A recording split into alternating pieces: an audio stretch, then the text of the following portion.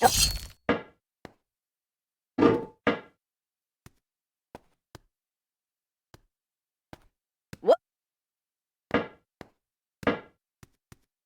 no feeling more intense than starting over.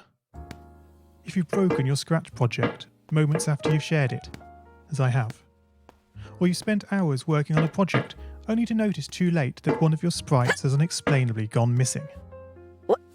If you've made use of that difficult-to-name thing of thing block within the sensing category, amazingly useful but capable, due to a Scratch bug, of leaving you crying as it dumps all your scripts in one big unordered heap.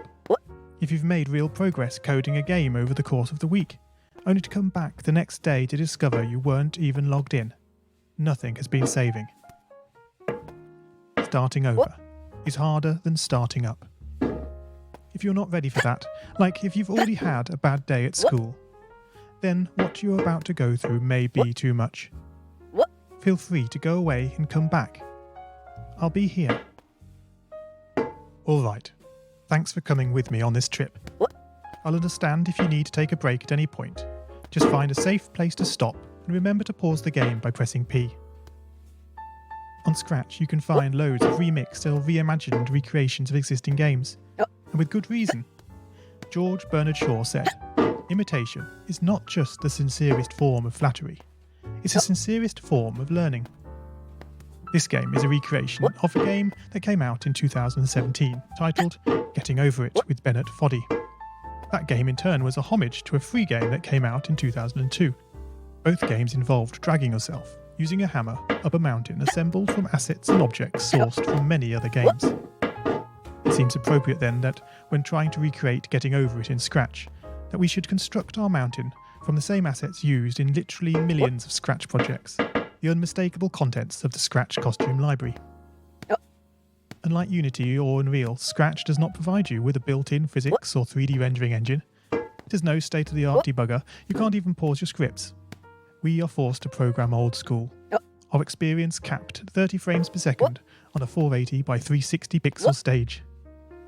But these very restrictions force us to experiment, to think out of the box, to grow as developers as we become masters of all things Scratch. And let's not forget, what we lack in technology, we make up for in community. This fantastic bunch of budding software engineers, building, learning, creating, playing, remixing, as diverse a group of people as the very Scratch assets we now so skillfully attempt to ascend. The act of climbing, in the digital world or in the real world, has certain essential properties that give the game its flavour. No amount of forward progress is guaranteed. When you start Getting Over It, you're standing next to a dead tree, which blocks the way to the entire rest of the game. You prod and poke at it, exploring the limits of your reach and strength, trying to find a way up. When starting a new Scratch project, that initial blank slate is both refreshing and at times a little scary. Wouldn't it be great if we could travel forward in time and review our finished projects to see how well they turned out? I certainly wish we could. The real draw of coding, what gives it that special zing, is the challenge of accomplishing something